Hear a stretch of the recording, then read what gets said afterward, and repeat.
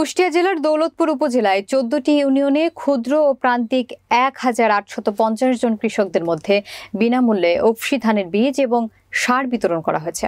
বিস্তারিত থাকছে কুষ্টিয়া জেলার প্রতিনিধি সাইফুদ্দিন আল আজাদের প্রতিবেদনে।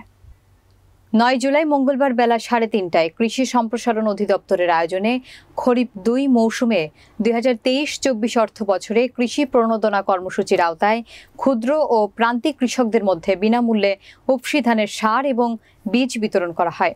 ক্ষুদ্র ও প্রান্তিক কৃষকদের মধ্যে আনুষ্ঠানিকভাবে বিনামূল্যে সার বীজ তুলে দেন দৌলতপুর কৃষি কর্মকর্তা মোহাম্মদ নুরুল ইসলাম।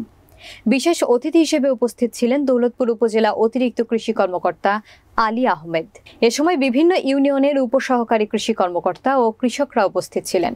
কৃষি প্রণোদনার আওতায় দৌলতপুর উপজেলায় মোট ১,৮৫০ জন কৃষককে বিনামূল্যে ৫ কেজি করে উফশী রোপা আমন ধানের বীজ, ১০ কেজি ডিএপি সার ও ১০ কেজি এমওপি সার বিতরণ করা হয়।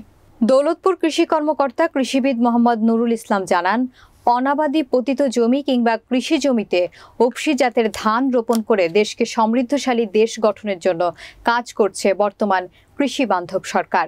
সরকার ভর্তুকি দিয়ে বিনামূল্যে কৃষকদের মধ্যে সার বীজ প্রণোদনা হিসেবে বিতরণ করছেন।